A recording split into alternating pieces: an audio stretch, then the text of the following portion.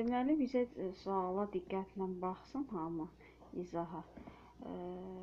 Sualda deyir ki, x -3 və y -2 ion verir. Burada elektron sayıları bərabərdir. Elektron sayıları bərabərdir deyəndə hər ikisinə A işarə verirəm. Və buradan proton sayını tapıram. Olur proton sayı A minus 3. Bunda proton sayı olur A plus 2. Yəni əksinə mən dedim ki, proton sayını tapanda istəyirsən əksinə qaydanda işarə dəyişilmir. Ona görə yəni ki, əksinə qaydanda A plus 2 proton sayıdır. Burada da A çox 3 proton sayıdır.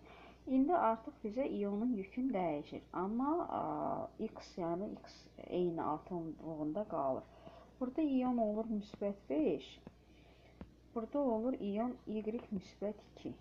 Y-i dəyişməyib, amma x-i dəyişir.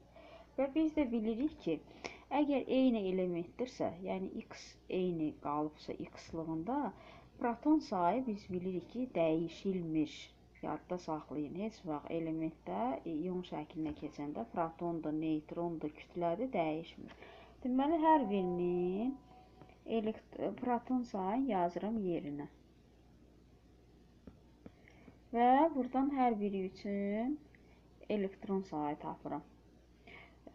Elektron sayı x-da neçə olacaq? A çıx 3, üstə gəlir də çıx bilirik də, çıx 5 eləyir A çıx 8.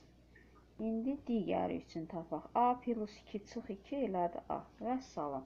İndi deyir ki, x-da olan ion sayı, elektron sayı, yəni A minus 8.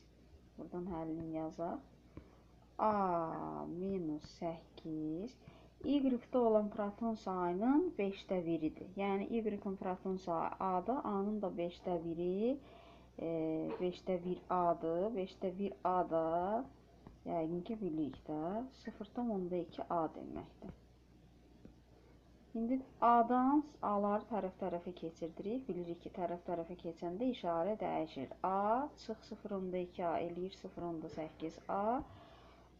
Burada tərəf-tərəfə keçəndə 8. A elədi 10. Vəssalam.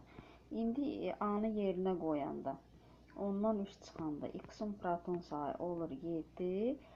Onun üstünə 2 gələndə y-in proton sayı olur 12. Orada doğru variantımız A variantıdır. İndi hamı həllə baxsın, fikrini mənə bildirər.